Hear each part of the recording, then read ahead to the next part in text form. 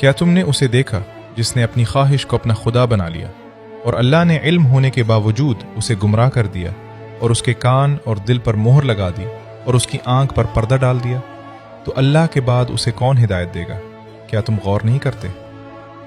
میں نے یہ آیت پہلی بار اس وقت پڑھی جب میں ایک چھوٹی سی عادت میں الجھا ہوا تھا، وہ عادت جسے میں بس ایک بار کہہ کر ٹال دیتا تھا، پھر دوبارہ، یہاں تک کہ وہ میری روح میں بیٹھ گئی۔ باہر سے میں ویسا ہی تھا جیسے سب ہیں، نماز پڑھتا، لوگوں کو سلام کرتا، مسکرا کر بات کرتا، مگر اندر میں مکہ کا وہ مشرک تھا جو اپنے بت کو نہیں چھوڑ سکتا تھا۔ فرق صرف اتنا تھا کہ میرا بت پتھر کا نہیں تھا، میرا بت میری خواہش تھی۔ میں قریش کے ان لوگوں کے بارے میں سنتا تھا جو رسول صلی اللہ علیہ وسلم کو جھٹلاتے تھے، اور سوچتا تھا میں تو ان جیسا نہیں ہوں، میں تو مسلمان ہوں۔ مگر جب یہ آیت سامنے آئی تو میں رک گیا۔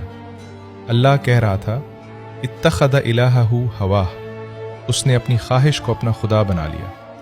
میں نے اپنی زندگی کو پہلی بار سچائی کے سامنے رکھا۔ میرا خدا کون تھا؟ میری زبان جو غیبت کی عادی تھی، میری آنکھیں جو حرام کو دیکھنے سے نہیں رکتی تھیں، میرا پیٹ جو حلال و حرام میں فرق نہیں کرتا تھا، میری راتیں جو عبادت کے لیے نہیں بکھرنے کے لیے جاگتی تھی۔ مکہ کے لوگ لات و منات کے سامنے جھکتے تھے، مگر میں اپنے نفس کے سامنے، اپنی عادتوں کے سامنے، اپنی کمزوریوں کے سامنے سجدہ ریز تھا، اور مجھے پتہ بھی نہیں تھا۔ پھر میں نے اگلا حصہ پڑھا، وَأَضَلَّهُ اللَّهُ عَلَىٰ عِلْمٍ، اور اللہ نے علم ہونے کے باوجود اسے گمراہ کر دیا۔ یہ وہ لمحہ تھا جب میں کانپ گیا۔ میرا علم میری حجت نہیں تھا، میرا علم میری سزا تھی۔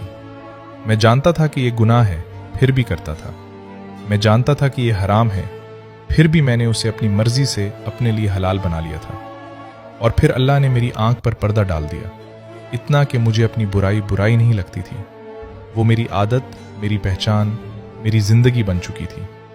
اور آج جب میں اہل مکہ کے بارے میں پڑھتا ہوں کہ وہ کیسے اپنی تجارت، اپنی عزت، اپنے آباء و اجداد کے دین پر اترے ہوئے تھے اور حق کو ٹھکرا بیٹھے، تو میں انہیں برا نہیں کہہ سکتا، کیونکہ میں ان کا آئینہ ہوں۔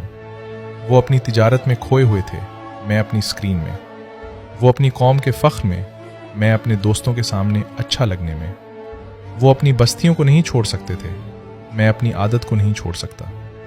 فرق صرف اتنا ہے کہ وہ کھلے بت پوجتے تھے اور میں چھپے بت، جسے مزہ کہتا تھا، دل بہلانا کہتا تھا، بس ایک بار اور کہتا تھا۔ لیکن اس آیت کے آخری حصے نے مجھے پکڑ لیا، فَمَن يَهْدِيهِ مِن بَعْدِ اللَّهِ، تو اللہ کے بعد اسے کون ہدایت دے گا؟ میں سمجھ گیا کہ نہ میرا علم میری مدد کرے گا، نہ میرا ارادہ، نہ میرے دوست، نہ میری پچھلے سال کی توبہ۔ جب اللہ خود کسی کو چھوڑ دے تو کوئی نہیں پکڑ سکتا، اور وہ مجھے چھوڑ چکا تھا، مگر اس آیت نے مجھے پکڑ لیا تھا۔ افلا تذکرون، کیا تم غور نہیں کرتے؟